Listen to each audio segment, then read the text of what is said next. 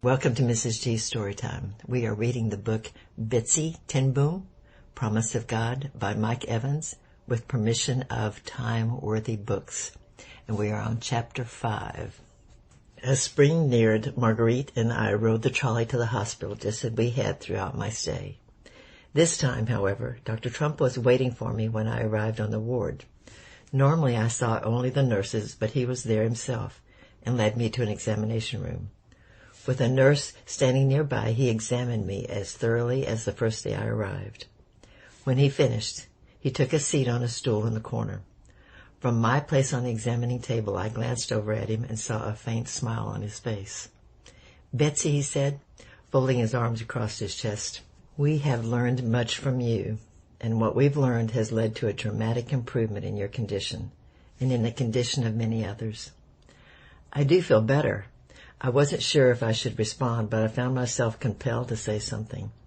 "I'm not as tired as I was when I first came here, and I can do most of my daily routine without getting out of breath." "Yes," he nodded, "I'm sure you can." He crossed his legs and leaned back. "I think we have learned all we can from you, and I think we have done all we can for you." His words struck me in an odd way, arousing hope that I might be well, and at the same time suggesting I might yet be doomed to the short life Dr. Brunel had suggested. I chose to be hopeful. "Am I cured?" "There is no cure," he shook his head. "But I do think you can manage your condition now." "For how long?" "For as long as you wish." A smile spread over my face. "I'm not going to die?" "No," he said with another shake of his head. "You're not going to die." A grin turned up the corners of his mouth and pushed his cheeks higher, squeezing the corners of his eyes. "How would you like to go home to your parents?" I bolted to a sitting position on the examining table. "I would like that very much," I exclaimed. "Good." He stood as if to leave. "I will send Dr. Brunel a telegram with instructions on how to continue your treatment." Then he reached into his pocket and took out a small bottle. "This is the liver extract and the vitamin mixture you have been taking." He handed the bottle to me. "When I telegraph Dr. Brunel, I will give him the formula. He can continue making it for you." I held the bottle tightly in my grip and looked over at him. "Thank you so much." "You're quite welcome." There was an awkward moment, as if he had more to say, but instead he turned toward the door. Then, at the last possible moment, as he was about to disappear down the hall, he paused and looked back at me. "You asked me once about children." "Yes?" He stepped back inside the doorway. "It was cruel of me to speak to you so bluntly." His comment puzzled me, and I hardly knew what to make of it, so I asked the first question that came to my mind, a question I'd heard Papa ask many times before. "Was it the truth?" Dr. Trump had a quizzical look. "Was what the truth?" "What you told me about children. Was it the truth?" "Yes," he said slowly. "What I told you was the truth. As long as you continue to take the extract formula, you can manage your daily life, even a vigorous one, but pregnancy would likely be too much for your body." "Then why should you feel bad about telling me?" "Many young girls dream of having a family." His eyes darted away. "I did not like taking that dream from you." "But you gave me my life," I said, trying to relive the sense of guilt he obviously felt. "No, God gave you that." He had a thin, tight smile. "I'm just helping you make the most of it." With that, he turned away and disappeared down the hall. From the examination room, I hurried down to the hall to find Marguerite and tell her the news. We laughed and giggled all the way back to her house, but it was a bittersweet moment for both of us. Over the months I'd stayed with her and Garrett, she and I had grown much closer than mere cousins, and the thought that we might not see each other again left us both feeling sad. Still, this was the moment of my coming to Amsterdam, to get well and return home, and now that moment had arrived. For the remainder of the morning we worked in my room, packing my clothes and other items into the trunk. After lunch, Garrett and a workman from his shop carried it down to the first floor.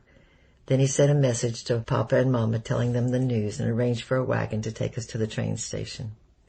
In the middle of the afternoon, I said a tearful goodbye to Marguerite, climbed into the wagon with Garrett and the driver, and started to the station. Garrett purchased a ticket for me and deposited the trunk with the station clerk, and then escorted me to the platform.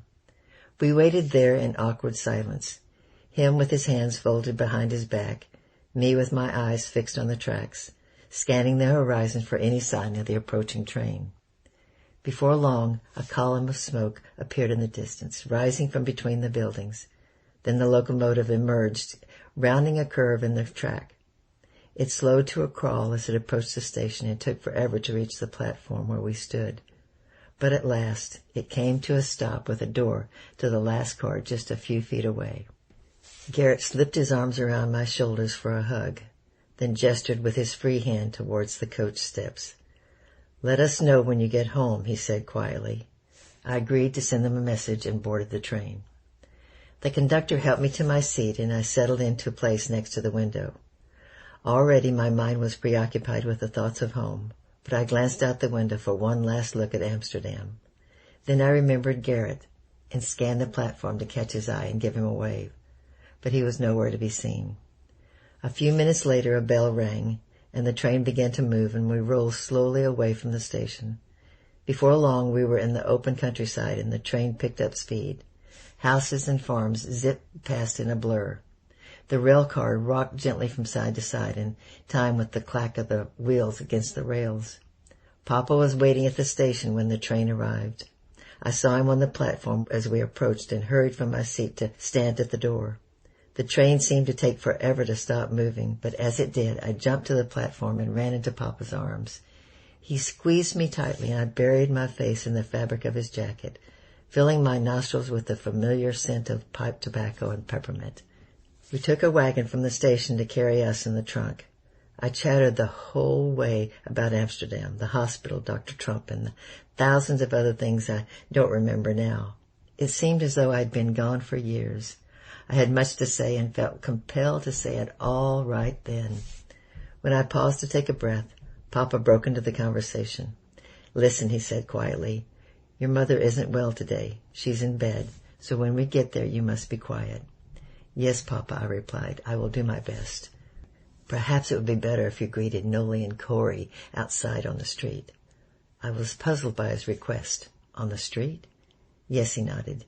"If you meet them out there, you girls can do your squealing and shouting before you get inside. That way it will be quieter for your mother." "Oh," I replied with a grin, "that's a good idea. I thought it was ingenious and gallant, but it would all go for naught." A few minutes later the wagon turned into the corner onto our street, and a few blocks ahead the Beje came into sight. My heart skipped a beat at the sight of it. I was home, at last. As the wagon came to stop outside the shop entrance, the door flung open, and out came Noli and Corey, followed closely by Mama and Aunt Anna. So much for Papa's plan to keep things quiet. Before my foot hit the pavement, they grabbed me and hugged me. Noli squealed. Aunt Anna burst out laughing. Mama's face was pale, and I could see she didn't feel well. But even so, she wrapped both arms around me and squeezed me closely than I've ever been squeezed before. I wasn't sure she would ever let me go. But then William appeared. He looked a foot taller than the last time I'd seen him, and just when I thought Mama would give me a break from the hugging, William grabbed me and gave me a squeeze. "Good to see you," he said. I looked up at him, and sure that I saw tears in his eyes. "Good to see you too," I replied. After a few minutes outside on the sidewalk, Mama turned toward the door.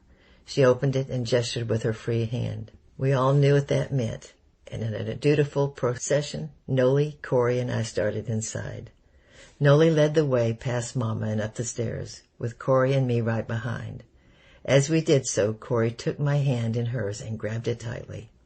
I wanted to complain, but the moment I opened my mouth to speak, I remembered the time she kept repeating the questions months earlier when I was packing to leave for Amsterdam. The tight squeeze now meant the same thing. She wanted to say something or do something that let me know she was glad to see me. Squeezing my hand tight enough to stop the blood flow was all she could think to do. So I took a deep breath, bore the pain in silence. Upstairs in the kitchen, Mama and Aunt Annie went to work slicing freshly baked cake and pouring cups of coffee for everyone. They rarely let a joyous occasion pass without baking something.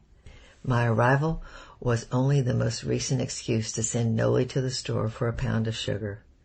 We ate cake and drank coffee until it was all gone, and in between bites, I recounted as many of my experiences in Amsterdam as I could remember, except for the part about whether I could bear children.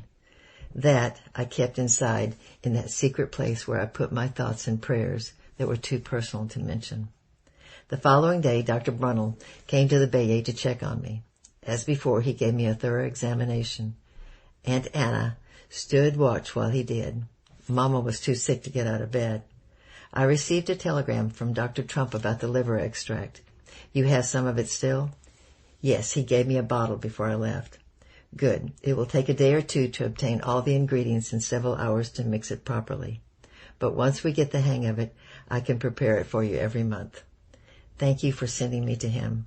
He smiled. You're quite welcome. You'll need to take the extract every day. The vitamins will help only if you continue to take the extract. I will. Even if you feel fine and think you don't need it any longer. Yes, sir, I'll take it. Otherwise, Dr. Brunel continued, your body won't be able to use the vitamins. I understand. As long as you take it, you should live a normal life. Just then, Mama appeared in the doorway. I'm a little concerned about how active she should be. Moderate activity isn't a problem. Walking to school, the park, that sort of thing. But you should take precautions to avoid getting ill. Avoid crowds in the winter. Keep warm. Don't get wet and chilled. Usual precautions. Illness would be very stressful for your body. He looked back at Mama. How are you feeling today? Not so good right now. I was much better yesterday, but now I'm feeling quite faint. As I told you, this will take some time to pass. The following Monday, Vincent came home with William and Noli. We talked about friends and classmates and all the gossip I'd missed. When we were tired of that, he suggested we turn to the day's lessons in mathematics.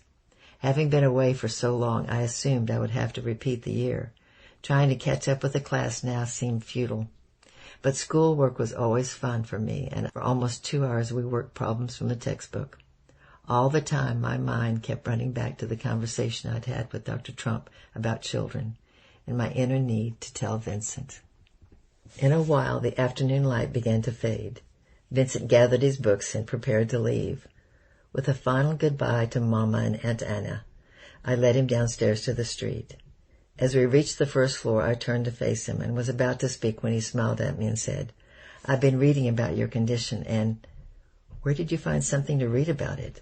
My mother He caught himself as if he'd made a mistake, and for an instant his eyes darted away, and then he quickly recovered and continued. My mother is friends with a doctor on the other side of town. He has some medical books and journals that have articles about your condition. There's even an article in one of them about Dr. Trump's research. He's a rather famous doctor, you know. No, I said with a shake of my head, I didn't know that. But it was true. I really didn't know.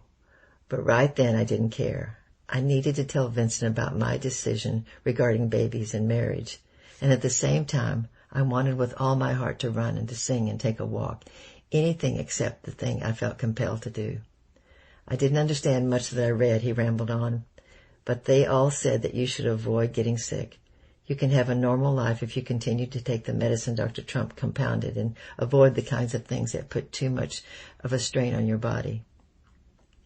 At last there was an opening in my conversation.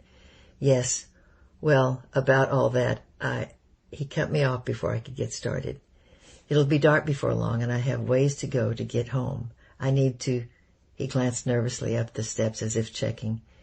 It's just that, well, it's been a long time since I've seen you, and I don't know what you're thinking, but... All at once he leaned over and kissed me on the cheek.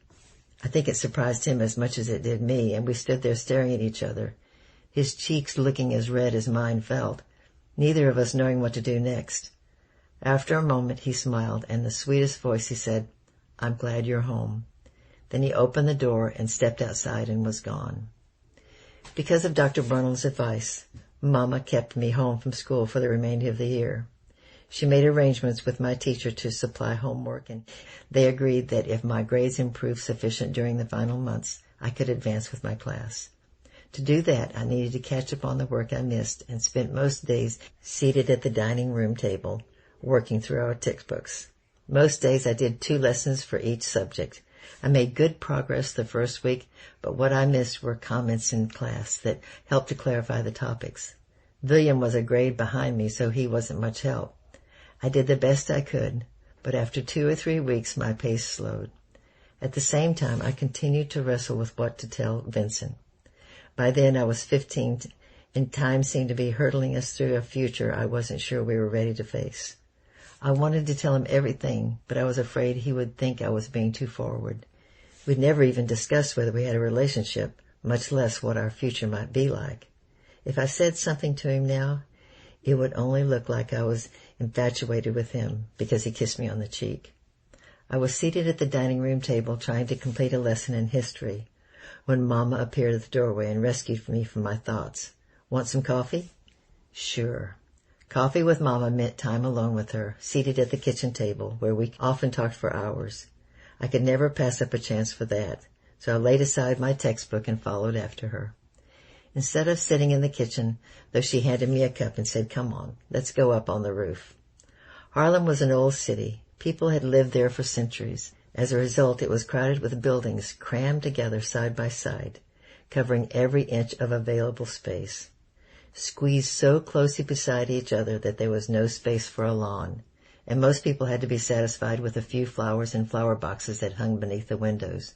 But when Grandfather owned our house, he purchased the house behind us. It faced the opposite direction, towards the next street over. The 2 structures stood back to back with a narrow alley in between.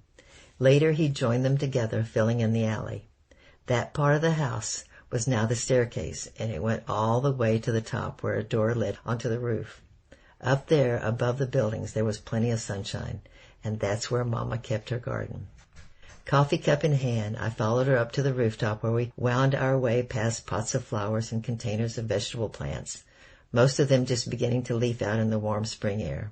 She took a seat on a wooden chair Papa made just for her. I sat beside her on one we had brought up from the kitchen.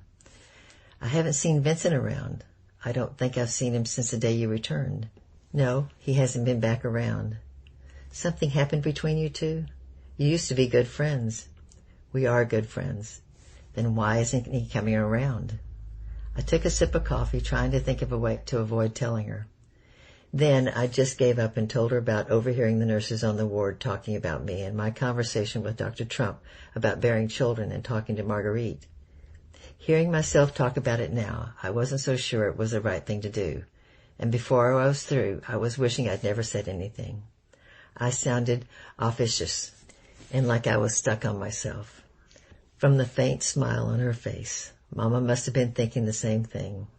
When I finished telling her, she looked over at me in a way that only Mama could do and say, "Aren't you being a little hasty? You are, after all, only 15. I'll be 16 before school ends next year. Lots of women have children by that age."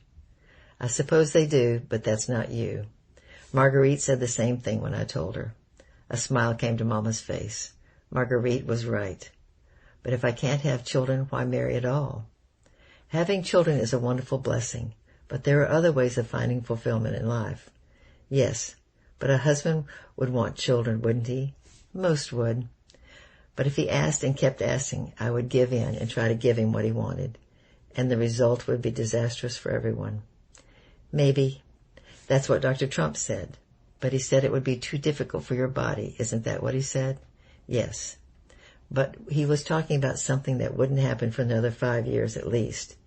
He can't predict the future. What do you mean? I mean he's a doctor, not a prophet. He doesn't know what your future holds.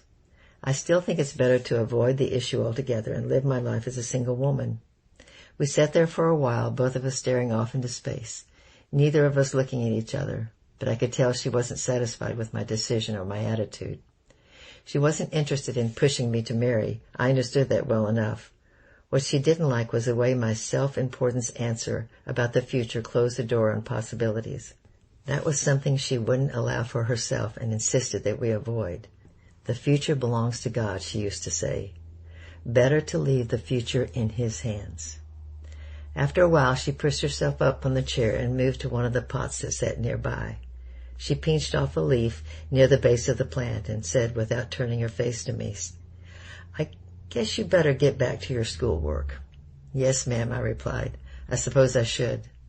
For the rest of the day and for 6 days each week throughout the remainder of the term, I focused my energy on completing the year's lessons, working sometimes until after supper.